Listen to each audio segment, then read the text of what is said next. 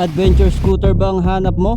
Astig ang design, malakas ang dating, hitik sa mga features, at pwede sa off-road o rough-road. Baka ito na ang para sa'yo.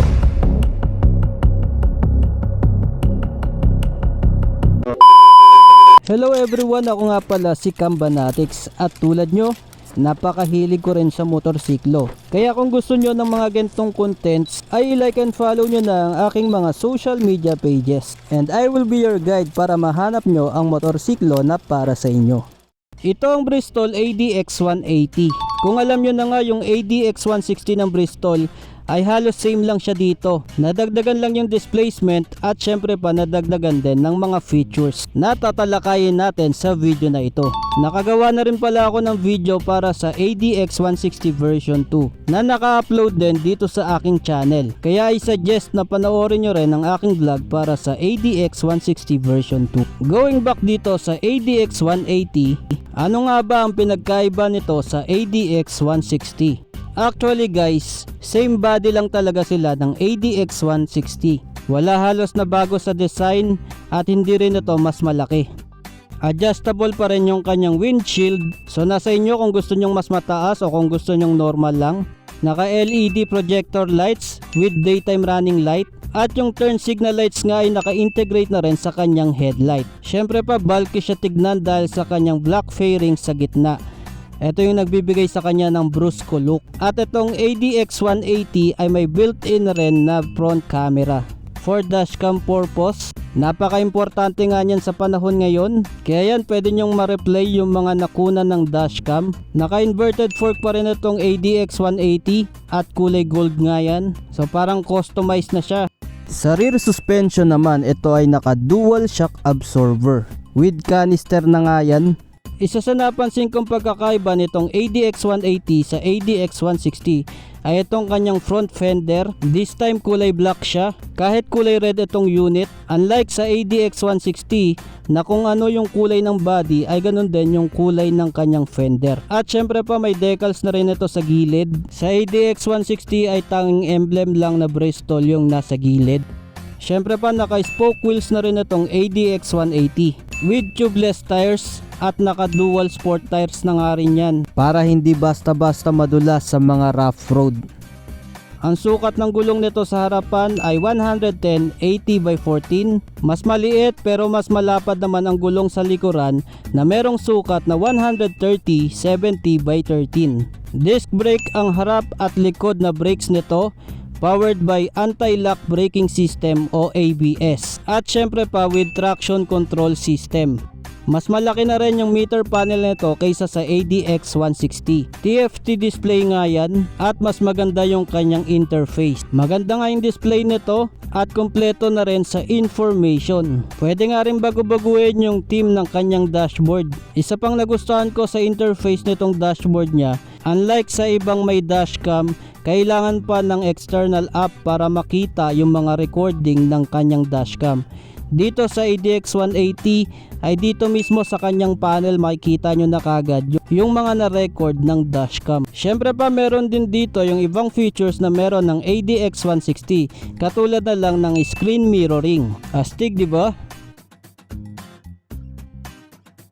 Naka naked handlebar pa rin itong ADX 180.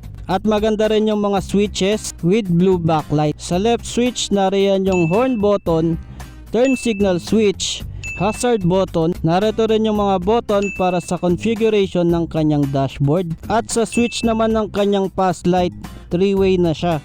Nandito na rin yung kanyang high beam at low beam.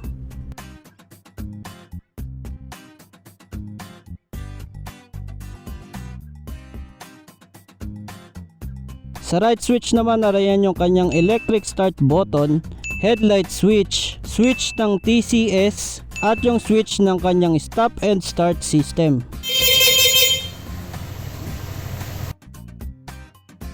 Nakakiles na nga rin itong ADX 180 pero meron din siyang slot para sa physical key. Narito rin sa kanyang ignition yung bukasan ng seat at fuel. Sa remote naman itong ADX 180 ay meron pa rin siyang answer back at alarm. Meron din itong malalim na pocket sa gilid. with USB port na nga rin para sa device charging.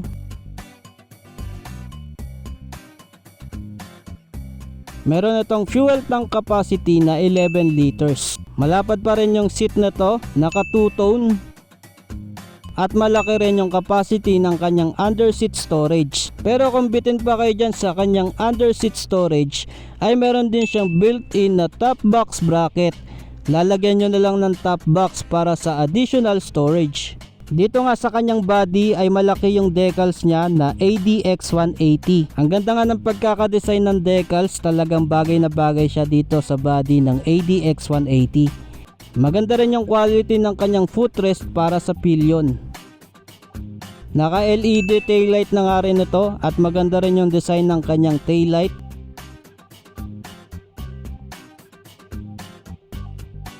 Naka sporty rear fender na nga rin itong ADX180 with LED turn signals, reflector at may ilaw na rin para sa plaka. Bukod nga dyan sa kanyang rear fender ay meron din siyang tire hugger, protection para sa mga talsik ng putik. Syempre pa narito sa gilid yung kanyang radiator. Dagdag angas din dito yung malaki niyang pipe at maganda nga ang tunog niyan.